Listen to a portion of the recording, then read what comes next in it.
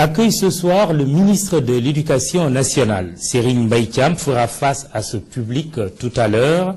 L'éducation au Sénégal, un secteur difficile, mais surtout un secteur en difficulté. Deux choses à trois pour l'illustrer: les grèves à répétition, les mauvais résultats du baccalauréat 2014, la fraude au concours des élèves maîtres et plus dramatique encore, la mort par balle à l'UCAD le 14 août dernier de l'étudiant Bassirou Faye. À l'image des États généraux de l'éducation et de la formation de 1981, les assises nationales du même nom ont été lancées ce jeudi par le président de la République, Macky Sall. Va-t-on vers une réforme en profondeur du système éducatif sénégalais? Question centrale parmi d'autres non moins importantes que nous poserons et que le public ne manquera pas non plus de poser à notre invité. Monsieur le ministre, bonsoir. Bonsoir. Merci d'avoir accepté notre invitation. Merci de nous avoir donné l'opportunité de nous exprimer. Asseyez-vous. Tout de suite. Alors, monsieur le ministre, les EGEF en 81, les ANEF, si on peut le dire ainsi, en 2014, quelle est la différence? C'est d'abord dans l'approche et la méthodologie. En 1981, les acteurs et les partenaires sont directement partis aux États généraux de l'éducation et de la formation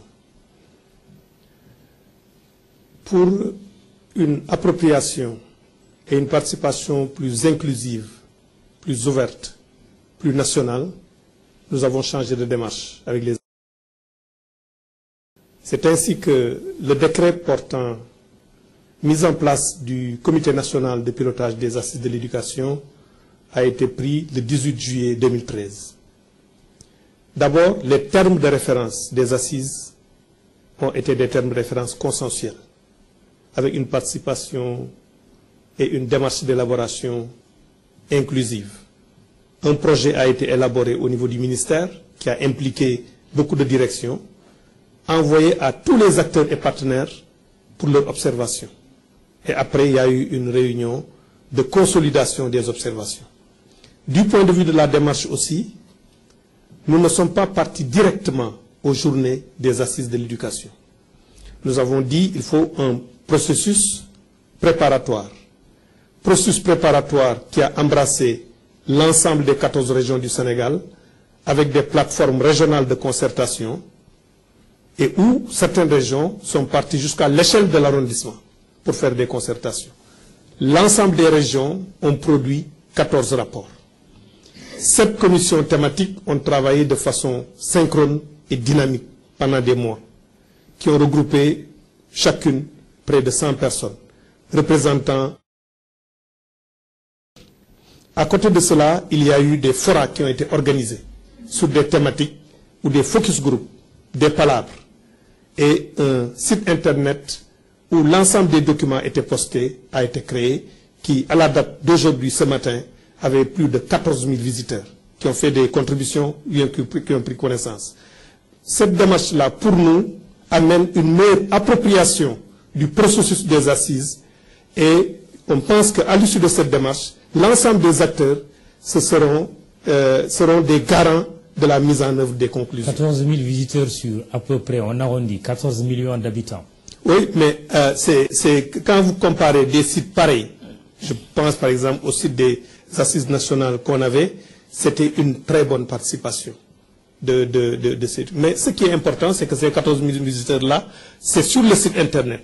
À côté de ça, il y a des milliers de Sénégalais qui se sont impliqués dans les départements, dans les régions, au niveau des commissions thématiques, des forats, des focus group et qui ont abouti aux conclusions que nous avons. Donc on pense que c'est une meilleure démarche. Et le Comité national de pilotage a produit un rapport provisoire qui synthétise l'ensemble de cela. Les auditions qui ont été faites de personnalités religieuses, d'anciens ministres, il y a 3 semaines de cela, ce rapport a été mis à la disposition des acteurs, posté sur le site internet et l'ensemble des acteurs et partenaires, près de 350 délégués, vont se pencher sur ce rapport provisoire pendant 3 jours pour l'enrichir, l'amender, le préciser, le rendre peut-être plus opérationnel. Nous pensons que ce processus-là, qui a été un processus plus long, avec une phase de préparation, amène une meilleure appropriation des recommandations et des propositions par l'ensemble des acteurs et partenaires du système éducatif et par la nation. Parce que, on l'a dit d'ailleurs,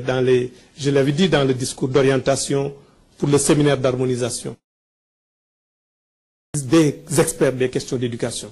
Il s'agit d'assises de tous les segments de la société qui doivent y participer. C'est cette démarche que nous avons voulu, parce que si on voulait un rapport d'expertise, on aurait appelé des consultants sénégalais, français ou d'autres pays pour venir faire un rapport sur le système éducatif. Mais on a voulu que l'ensemble des acteurs s'approprient la démarche et s'approprient en même temps les résultats qui sortiront de ces assises de l'éducation. Alors, il y a pour l'invitation.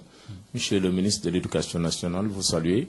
Dire que les assises nationales, pour nous, le CUSEMS, constituent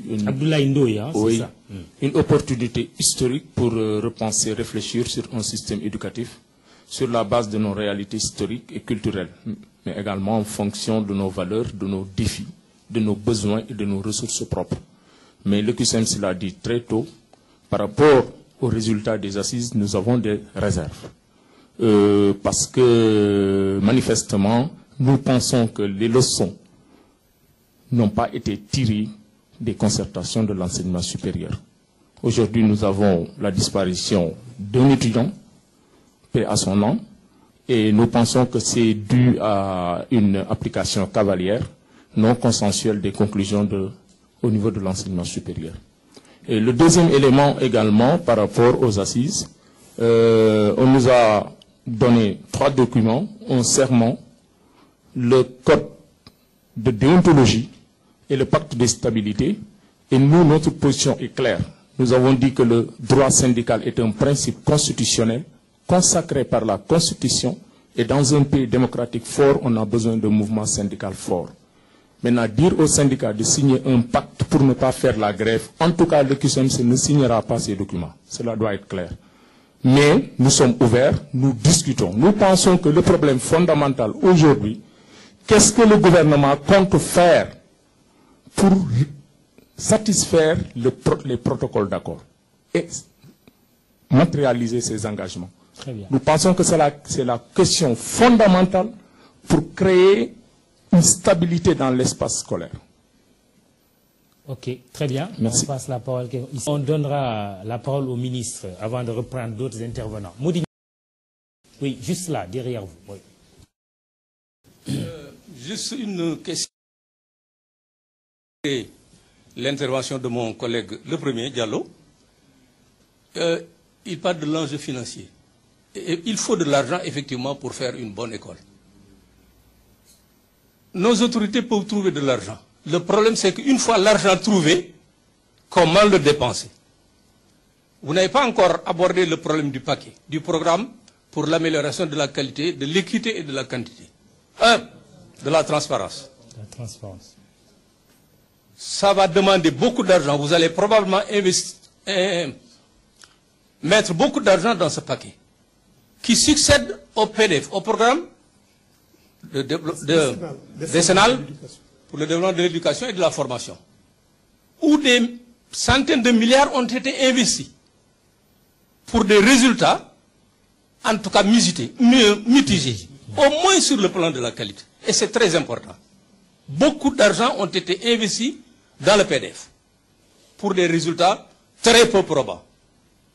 Et une bonne partie de cet argent, je le dis, a pris, comme on dit familièrement, la clé des champs. Pour aller où? Par respect pour mes collègues, je ne m'y aventure pas. Il faut le retenir. Beaucoup d'argent a pris la clé des champs. Quelles sont les mesures, dans ce cas-là, que vous envisagez pour que le paquet, où probablement des milliards seront également injectés, pour que le paquet donc ne soit pas gangréné par les mots qui ont gangréné le PDF et qui ont fait que les résultats auxquels il a abouti ont été très limités. Je vous remercie. Merci, Moudignan. Alors, le chef de l'État, dans son intervention ce matin, bien sûr, n'a évoqué que la question du budget de fonctionnement, en rapport avec les ressources que notre économie dégage. Parce que le budget est de 2500 milliards de francs CFA, mais les ressources qui sont sécrétées par l'activité économique de notre pays, c'est de l'ordre de 1500 milliards de francs CFA. Parce que le reste, c'est des interventions extérieures. Et un pays qui se respecte, son budget de fonctionnement au moins, il doit le financer sur ses ressources internes. Effectivement, sur le budget de fonctionnement, et c'est une question qui nous interpelle tous. C'est toujours 40%? 1500 milliards, non, c'est de l'ordre de 32% peut-être, le budget de l'éducation et de la formation. 1500 milliards. Ça a baissé ou alors? Parce que l'ancien régime a beaucoup parlé de 40%. Non, mais vraiment, je ne veux pas faire ce débat-là. Parce que... Ah, mais c'est important. Non, oui, bon, on peut y aller. On peut y aller donc. En réalité, il n'a jamais atteint 40%. Et ça, on peut faire le calcul sur la base des budgets exécutés. Il y a des montants qui sont annoncés dans les budgets, il y a des lois de finances rectificatives, il y a des restrictions, des ponctions en fin d'année qui font qu'on n'arrive pas à ça. Et maintenant, il ne s'agit pas, parce que le budget prévisionnel, une fois qu'il est exécuté, il est plus pertinent de se fonder sur le budget exécuté pour calculer le montant. Ça ne sert à rien de se fonder sur le budget prévisionnel. Le budget exécuté, si on fait les calculs sur la base des lois de règlement de notre pays, on n'a jamais atteint les 40%. Mais le Sénégal fait beaucoup en termes de financement par rapport à tous les autres pays. Au niveau du partenariat mondial pour l'éducation, le niveau de financement de l'éducation du Sénégal est loué, est reconnu. Donc, je dis, le chef de l'État, la question qu'il a posée, 1500 milliards de francs CFA. Les 750 milliards, c'est des salaires et traitements. C'est 130 000 fonctionnaires. En principe, si on n'avait pas d'aide extérieure, c'est sur ça qu'il faut faire les investissements du pays. Donc, c'est 130 000 fonctionnaires. Il y a 13 millions de Sénégalais. Il y a près de 1 million d'agriculteurs. On doit prendre en charge. Donc, c'est une question, ce n'est pas pour rejeter des revendications. C'est pour dire nous devons avoir le courage de poser les problèmes sur la table et de voir quelles sont les priorités que nous avons. Mais la question de Diallo est pertinente. Parce que le défi de développement de l'éducation ne se trouve pas dans les salles de fonctionnement. Ça se trouve dans les investissements. Quand nous disons qu'il faut investir dans la ressource humaine, la formation initiale, la formation continue, ce n'est pas du fonctionnement, c'est de l'investissement. Parce que cet enseignant que vous formez, il reste 20 ans dans le système. Vous avez investi sur lui. Quand vous intervenez sur la qualité des enseignements apprentissages, vous intervenez sur l'investissement. Mais est-ce qu'on peut continuer? Le budget de 2014, c'est 362 milliards de francs CFA. Si nous considérons le budget dans sa partie investissement et fonctionnement, les salaires et les indemnités représentent 85%. Si nous considérons le budget dans sa partie fonctionnement, en 2014, les salaires et les indemnités représentent 96,62%. C'est une question qui nous interpelle. Monsieur le ministre, il faut peut-être dire aux Sénégalais de manière précise, au cours de ces dernières années, le montant des ressources qui ont été englouties par l'éducation. Si on prend l'exemple du PDF, j'ai sous les yeux un livre de la COSIDEP pour la refondation de l'éducation et de la formation au Sénégal, un livre blanc sur l'école sénégalaise, dans lequel livre, justement, un de vos prédécesseurs a parlé de 4 500 milliards au cours des dernières années. Plus loin, on revient à des proportions autour de 200-250 milliards. Modignan a raison de dire on a dépensé beaucoup d'argent, mais une bonne partie de l'argent a pris la clé des champs. Où est allé l'argent? Oui. Combien a-t-on dépensé de manière exacte? Si on n'est pas en mesure de le faire, c'est parce que ce n'est pas sérieux, non? D'abord, ce qu'il faut noter, c'est, comme je l'ai dit, en 2014, le budget est de 362 milliards.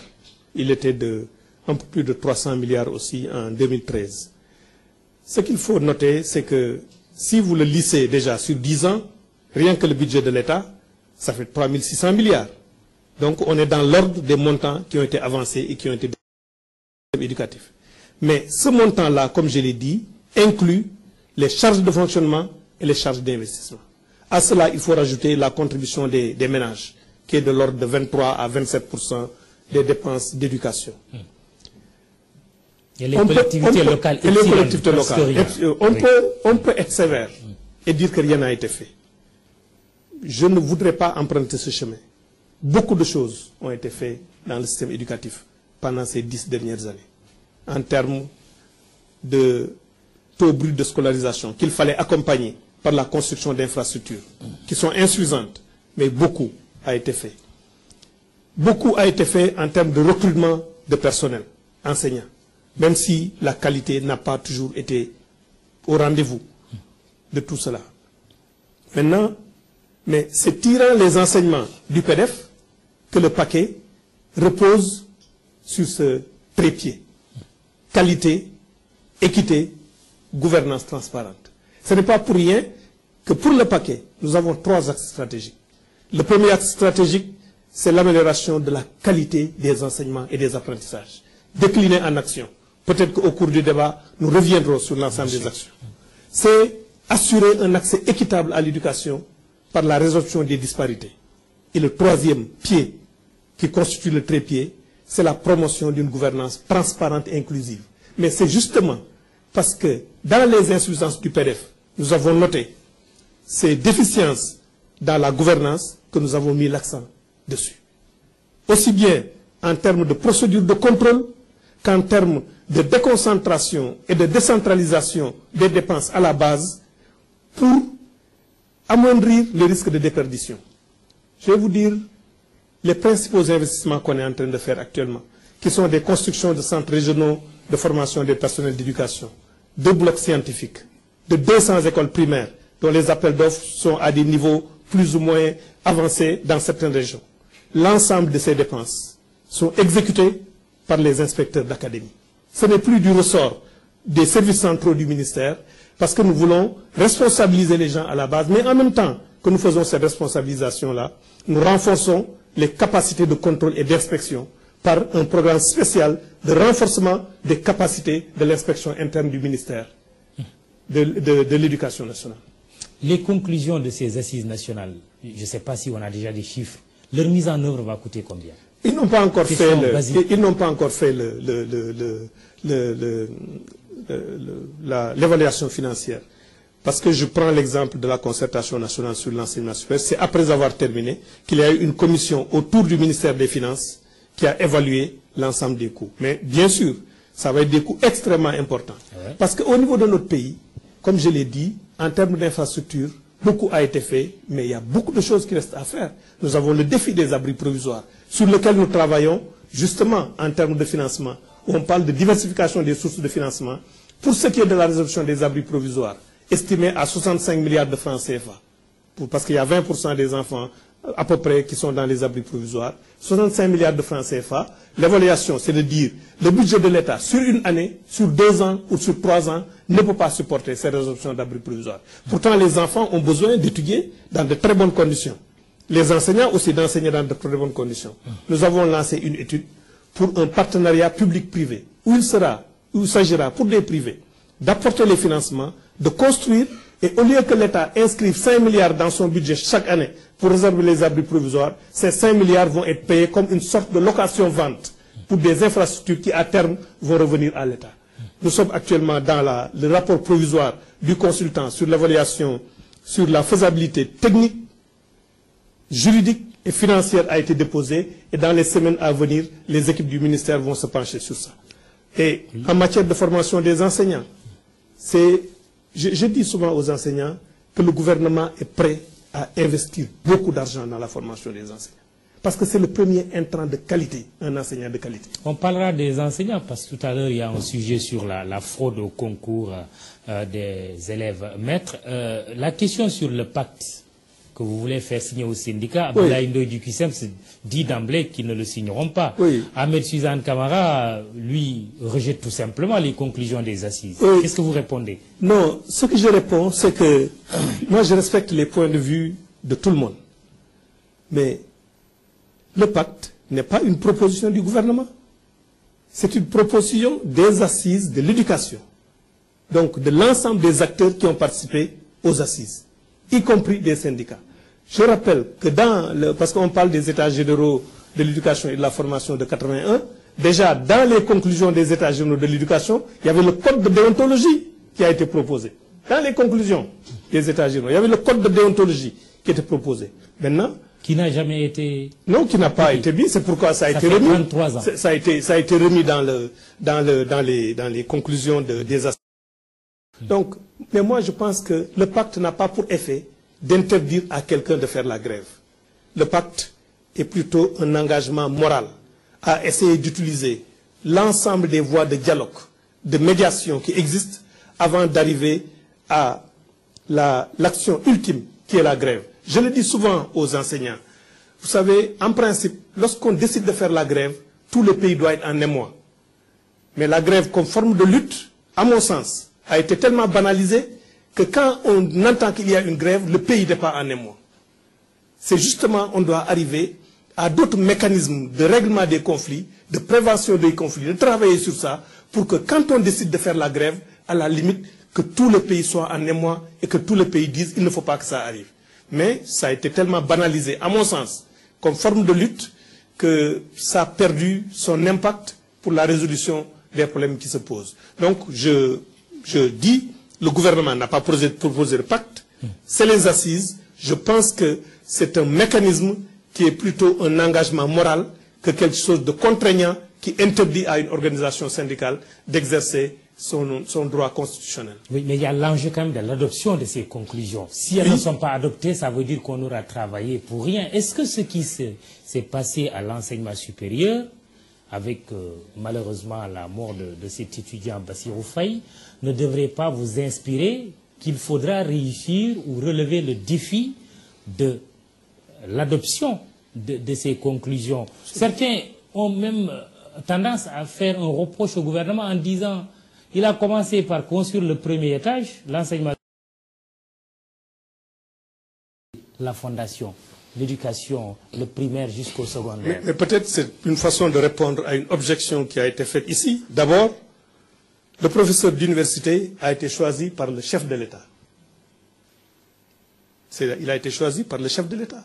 Donc, contester sa capacité et sa légitimité pour conduire les assises, c'est contester le choix du chef de l'État, qu'il a fait. Deuxièmement, mais peut-être que c'était une façon de faire la jonction entre l'enseignement supérieur, de prendre quelqu'un qui a été le recteur de la plus grande université du Sénégal, qui a écrit des ouvrages sur l'enseignement supérieur, pour que justement qu'il soit le président du comité de pilotage des assises de l'éducation et de la formation, parce que ça lui permet d'avoir cette projection sur les étudiants qu'il faudra demain injecter au niveau de l'enseignement supérieur. Donc le choix a été un choix réfléchi pour faire cette articulation entre ce qui se passe à l'enseignement supérieur et ce qui se passe au préscolaire, à l'élémentaire, au moyen et au secondaire. Devant les bœufs un peu, en commençant par l'enseignement supérieur. Mais on a toujours des mécanismes, parce que actuellement, parmi les délégués des assises, justement, il y a des délégués qui viennent des concertations nationales sur l'avenir de l'enseignement supérieur, qui sont dans les commissions et qui peuvent faire l'articulation. Et le gouvernement est l'instance, par définition, de mise en cohérence de la politique de l'État. Bien sûr, lorsque les conclusions seront examinées au niveau du gouvernement et du chef de l'État, une mise en cohérence et en perspective de l'ensemble des conclusions sera assurée. Je suis sûr que vous êtes d'accord avec nous. Il fallait commencer par les assises nationales de l'éducation. En réalité, je pense que ce qui s'est passé, vous savez, je ne veux pas ramener les choses à, une personne. J'étais ministre de l'enseignement supérieur lorsqu'on a lancé les concertations nationales sur l'avenir de l'enseignement supérieur. Les termes de référence étaient déjà élaborés. En octobre 2012, lorsque j'ai quitté le ministère, le professeur Souleymane Bachir Diagne avait déjà été choisi. Je l'avais contacté, j'avais travaillé avec lui sur les termes de référence et tout. C'est un mouvement d'ensemble qui devait être effectué. Quand je suis venu à l'éducation nationale, il y avait des projets de termes de référence. On a continué à travailler sur ça, mais les deux processus devaient être menés de façon synchrone, simultanée, pour aboutir à des résultats communs en harmonie. Mais ce n'est pas trop tard. Je pense que le gouvernement est l'instance par définition de mise en harmonie de la politique du gouvernement, et ça, ce sera fait. Moi, je serais déçu qu'à l'entame des journées des assises de l'éducation et de la formation, que l'on dise déjà que nous n'attendons rien de ces assises. Et je pense qu'il faut être optimiste sur la capacité que nous avons de transformer l'histoire pour notre pays. Et nous tous, si nous nous mettons, je pense que nous pouvons arriver à des résultats. Alors, on va donner la parole à Cheikh Mbow de la COSYDEP. Vous venez justement de publier un livre blanc et vous avez interrogé beaucoup de Sénégalais justement dans votre démarche. Merci beaucoup Mamoudou Ibra. Merci et félicitations pour ce format très ouvert, très citoyen qui répond aux stratégies aussi que nous développons. Félicitations aussi à M. le ministre pour son courage, sa fermeté autour donc des principes liés à la gouvernance du système. Je pense qu'il nous faut aussi avoir l'audace de reconnaître ces aspects. C'est une façon de l'encourager à aller dans ce sens. Et donc voilà, c'était vraiment les premiers aspects. Maintenant, juste 3 axes d'intervention, mais très rapidement. Le premier, c'est que si nous comparons les États généraux de 81 et les assises de cette année, on se rend compte qu'en réalité, on a parlé du nouveau type de Sénégalais. Donc sur les principes, sur l'analyse de l'état des lieux, il n'y a pas d'évolution forte en réalité. Et donc aujourd'hui, la problématique, c'est que les problèmes dans le secteur de l'éducation sont connus. Les problèmes sont connus, ils sont largement partagés. Nous avons une capacité de production, de rédaction, de réflexion telle que, je crois que c'est ça qui fait aussi le charme du Sénégalais. Quand un Sénégalais parle, quand il écrit, quand il réfléchit, nous avons tous envie d'applaudir. Aujourd'hui donc, on est attendu dans le pragmatisme. C'est tous les Sénégalais là. On est attendu dans le pragmatisme et dans l'efficacité. Sur quel bouton devons-nous appuyer, M. le ministre, pour vraiment être efficace et faire en sorte que la qualité soit une réalité, par exemple, où nous avons des taux de réussite de 30%. Ça pose problème. Je crois que ça, c'est vraiment la première interrogation qu'il faudrait se poser. L'autre problème, c'est lié à la crise de confiance entre les acteurs. Et crise de confiance entre l'éducation aussi et la société tout court. Est-ce que la société actuelle a confiance en son éducation? Est-ce qu'on n'a pas l'impression que l'éducation ne fournit que des chômeurs, des gens qui sont désœuvrés? Donc cette crise de confiance, c'est une question très profonde pour nous qui devrions nous mobiliser. Deuxième aspect, c'est le portage des recommandations de ces assises. Il ne faudrait pas que ce portage ne soit que institutionnel. Il faut favoriser aussi le portage social. C'est ça qui fera que les organisations, que les communautés, que les Sénégalais se diront demain, c'est nous tous qui devons protéger les recommandations qui seraient issues de ces assises. Autrement, ce sera comme au niveau de l'enseignement supérieur, où on semble sortir de concertation, et ce qui semble se dessiner comme résultat les plus palpables, c'est de la violence, c'est un rejet. Donc de ce point de vue, il faut veiller à ce que le portage soit véritablement social. Et ça, pour le faire, il faut le commencer en amont. En amont, ça veut dire que même quand le ministre dit « nous avons interrogé X personnes ou X communautés », il faut aussi prendre en charge, capitaliser ce que les autres acteurs ont fait, puisqu'on nous a demandé de verser nos contributions. Je suis sûr qu'on a interrogé plus de 14 000, comme ça a été dit. Donc comment faire pour valoriser chaque acteur? Faire en sorte que chaque acteur soit véritablement valorisé. C'est ça qui fera que chaque acteur va se sentir responsable du suivi, responsable du gardien en tout cas des recommandations qui seraient issues. Ça, c'est le deuxième axe. Et le dernier, c'est l'articulation. L'articulation entre notre réflexion et le paquet. On a une nouvelle politique toute récente là. L'articulation entre ces deux politiques, les concertations et le PSE. L'articulation entre les recommandations qui vont sortir ici et les réformes de l'enseignement supérieur. L'articulation pour avoir une vision politique et décloisonner les axes. L'une des critiques qu'on avait faites à l'ancien régime, c'était quand on parlait d'accès qualité-gestion, nous avions pensé qu'il le réglait axe par axe, de sorte que l'accès était favorisé par Pourzo. Aujourd'hui, j'ai l'impression, monsieur le ministre, qu'il met plus le focus sur la dimension gouvernance comparativement aux autres axes. Donc comment faire pour apprendre aussi des échecs, apprendre du passé, pour dire que c'est concomitamment, c'est comme ça qu'on le dit, oui. C'est ensemble, c'est de manière concertée, de manière globale qu'il faudra effectivement prendre en charge toutes ces questions. Autrement, on va vivre un problème de gouvernance et nous aurons l'impression de vouloir résoudre que le problème de gouvernance. Je vous remercie. Merci, Cherbo.